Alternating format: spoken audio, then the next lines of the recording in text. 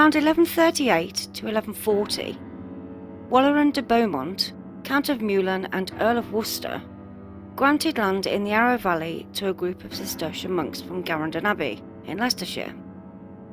As the land was very marshy and unsuitable for building, they built a complex drainage system and diverted the River Arrow.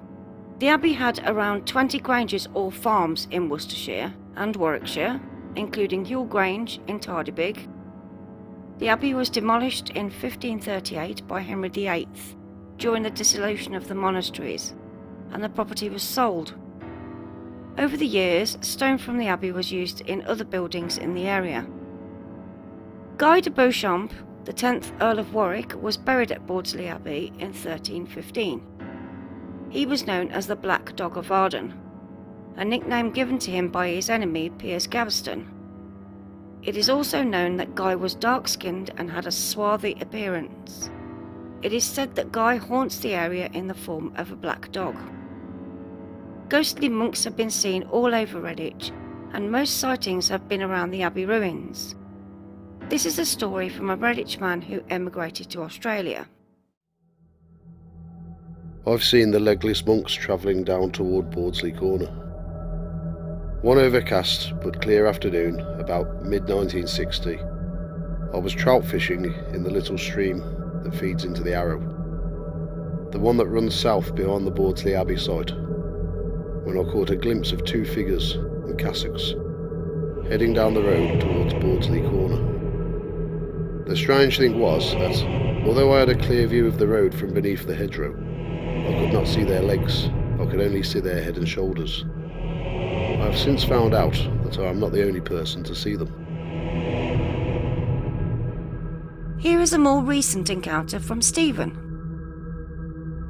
Around 2004, I noticed that a large branch had fallen from one of the horse chestnut trees, and a man was cutting it up with a chainsaw. On that evening, I took the dog for a walk over the meadows, accompanied by my wife and friend, who was staying with us for the week. I showed them the huge sections of logs, and my friend picked one up to take home for a craft project. As we were leaving, a hooded figure that looked like a monk walked towards us and just stared at us. You couldn't see the bottom half of his legs. It's like they were in the ground. As you can imagine, we ran.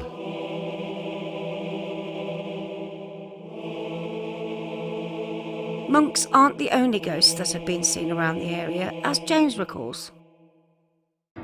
Around 1992, myself and a friend took my dog for a walk around the meadows. We noticed a man with a dog walking towards us near the brick bridge. He was an old man wearing a hat. He approached us and said hello. After he walked past, my dog started acting strange, trying to pull away in the opposite direction of the man and dog. Unusual for him, as he liked to greet everyone.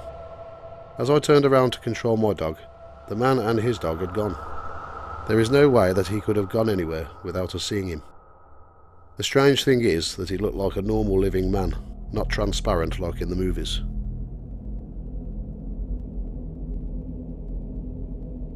The following story happened on the hill near the site of where St. Stephen's Chapel once stood. This is Michael's story. I was walking around the meadows one evening, coming from the side of the 5 tunnels.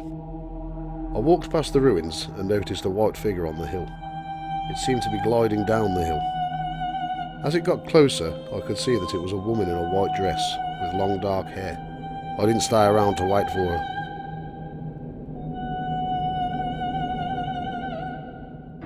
At one time, the town centre didn't have a church.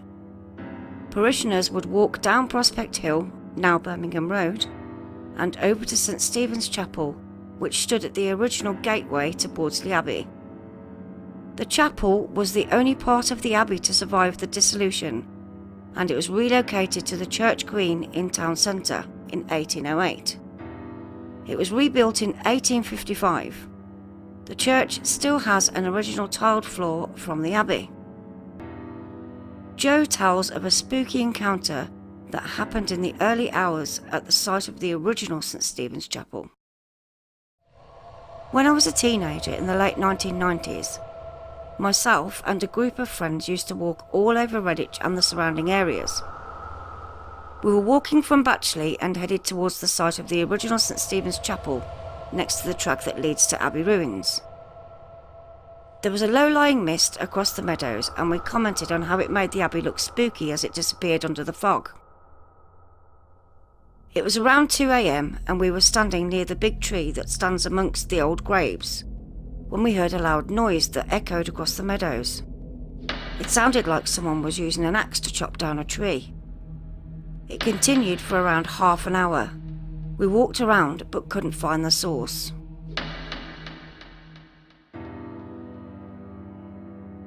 Redditch gained its name from the small stream that flows from the Batchley Brook. It has a dark orange colour caused from the red clay. Redditch grew around Bordesley Abbey and would have been called Rubio Versato in Latin, meaning red dyke. Evidence of an abandoned medieval village lies near to Dagnall End Lane that may have been part of the original village. In 2007, a group of paranormal researchers conducted an EVP experiment around different areas of the Abbey Meadows. EVP stands for Electronic Voice Phenomenon, and is believed to be the recordings of spirit voices or noises caused by spirits that are recorded but only heard on playback and not heard at the time.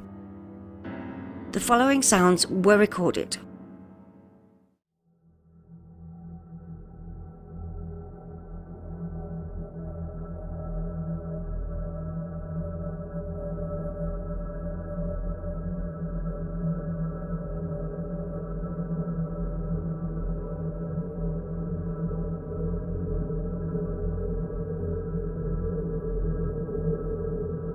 That's very Johnson. Smart, that's very Johnson. Smart, that's very Johnson. Smart, that's very Johnson. Smart, that's very Johnson.